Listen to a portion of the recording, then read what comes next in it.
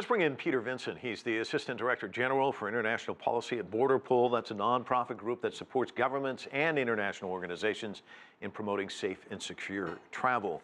In John's piece, he said, could you recognize a terrorist if there was one in the crowd? And obviously, most of us cannot.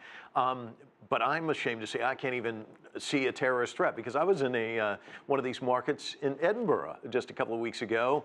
It's beautiful, it's wonderful. I know you were a couple of weeks ago, but you had a different perspective. You kind of saw that there was the possibility you could be a sitting duck at one of these things. That's right, Mike. I had the distinct pleasure of walking around Christmas markets in both Budapest, Hungary, and then later Bratislava, Slovakia, with my BORDERPOL and Interpol colleagues. And it was a wonderful event. You know, they're out selling mulled wine and crafts and that sort of thing. But all of us felt a little uneasy at the fact that there were no at least uniformed members of the security forces in either Budapest or Bratislava. These are wonderful events, but they are the epitome, the quintessential soft targets that terrorists frankly look to, because there are less hardened barriers, there are less security forces, and because attacking men, women, and children out enjoying themselves has an incredibly powerful psychological effect on people. And it doesn't take much to do it. You get in a truck, boom. It doesn't take much at all. And frankly, Mike, as deeply disturbed and disgusted as I am at this Berlin Christmas market attack,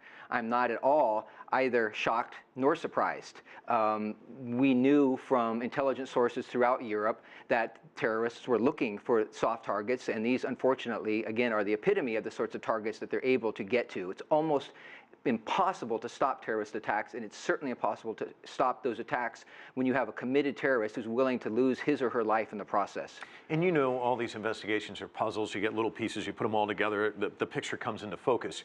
Some of the things coming into focus, they got the wrong guy, and this guy got away.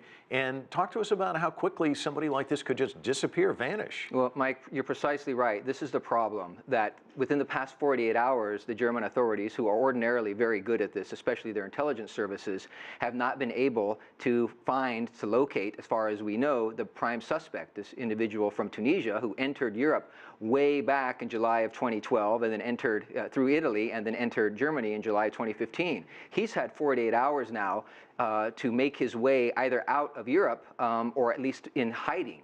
What we do know about this individual, I refuse to call them lone wolves, I prefer the term lone rat. This individual appears to be a little bit more tied in to the infrastructure of the so-called Islamic State.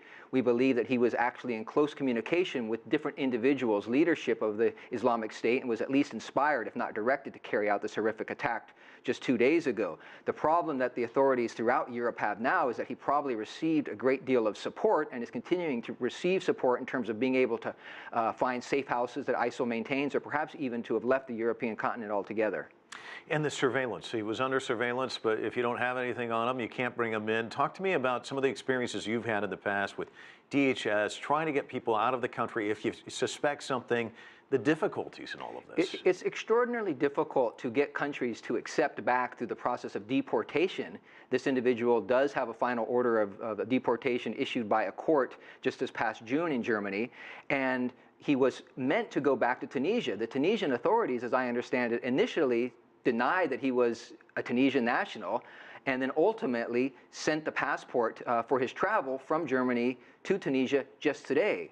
In the United States, we have a similar problem. Countries don't want criminals, let alone terrorists, to be sent back, even if they're from those countries. And the United States has had a real difficult job of getting certain individuals, criminals and terrorists, back to their countries of birth. I traveled the globe trying to convince our counterparts in the Middle East and North Africa and in Eastern Europe to accept back individuals, and they were obviously resistant to that, and this is clearly the situation with Tunisia and Germany.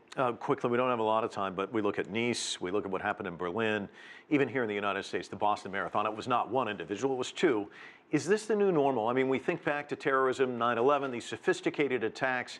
Now it just takes one person or two to carry out inflict a great deal of harm. Mike, not only is this the new normal, we've known that various terrorist groups, including both Al-Qaeda in the Arabian Peninsula and the so-called Islamic State, have been promoting these sorts of attacks going back really to October of 2010, and obviously you saw the manifestation of that in the July 14th, 2016 Nice attack that resulted in the deaths of 86 innocent civilians. It doesn't take much. The former number 2 ranking member of the Islamic State and its official spokesman said back September of 2014, go out to our adversaries, don't wait for them to come to you, and you don't need a gun or a bomb.